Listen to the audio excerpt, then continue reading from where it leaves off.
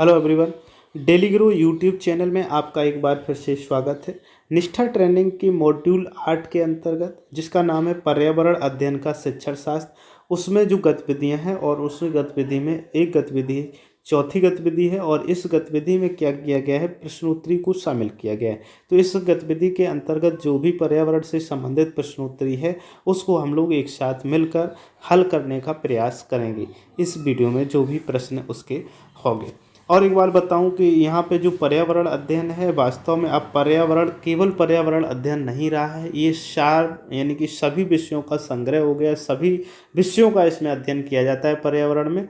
जैसे कि हम लोग देखते भी हैं प्राथमिक स्तर पर, तो कक्षा 1 से लेकर के और 2 तक क्या है कि सभी विषय पर्यावरण के साथ, यानी कि पर्यावरण को सभी विषयों के साथ या सभी विषयों को पर्यावरण के साथ में मिलाकर पढ़ते हैं। जबकि कक्षा 3 से क्या होता है, ये पर्यावरण हमारा परिवेश के रूप में अलग विषय बनता है, जबकि पर्यावरण एक व्यापक रूप है जिसके अंदर सभी विषय समाहित हैं। तो शुरू करते हैं गतिविधि नंबर 4 की प्रश्नोत्तरी को और देखते हैं, समझने का प्रयास करते हैं हर एक प्रश्न को। इसमें क्या है, इसमें शुरू। तो इसमें क्या है, गतिविधि 4 अपनी समझ की जांच करना है। तो इसमें सही या गलत में उत्तर देने हैं आपको, जो भी इसमें प्रश्नोत्तरी प्रयोग की गई है। तो देखते हैं प्रश्न नंबर 1 सबसे पहला है, उसको समझते हैं पहले। जल संसाधनों में पीने योग्य और न पीने योग्य दोनों जल होते हैं। तो जो जल संसाधन है उसमें चाहे वो पीने योग्य पानी हो या ना हो, वो सभी में शामिल किए जाते हैं जल संसाधनों में। तो ये इसका उत्तर जो है वो सही है। जैसे कि आपने देखा होगा कि जो तालाब होता है वो भले ही पीने योग्य पानी नहीं है, हम लोग उसको पीने में प्रयोग नहीं करते, लेकिन विभिन्न पशु पक्षी जानवर जो होते हैं वो उसका प्रयोग करते हैं, या फिर वो हम खेतों में फसलों के रूप में प्रयोग करते हैं। तो ये क्या है, जल संसाधन के ही स्रोत हैं। इस प्रकार से कई एक उदाहरण और भी हो सकते हैं। नेक्स्ट दूसरा प्रश्न देखते हैं।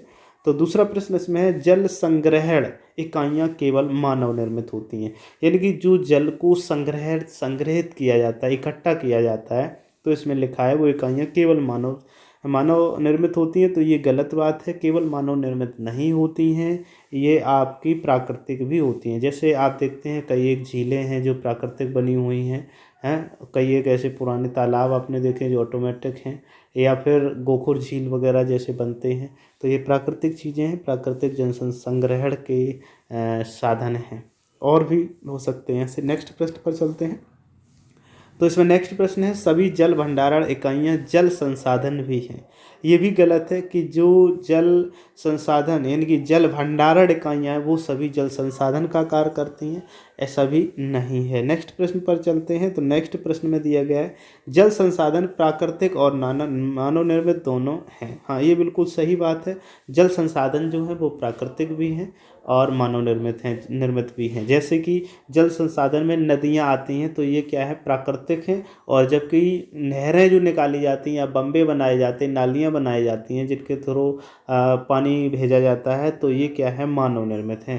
तालाब मानव निर्मित हैं। तो ऐसे काफ़ी चीज़ें हैं जो मानव निर्मित और प्राकृतिक दोनों टाइप में होती हैं। नेक्स्ट प्रश्न है, सभी जल संसाधन जल भंडारण इकाइयाँ हैं।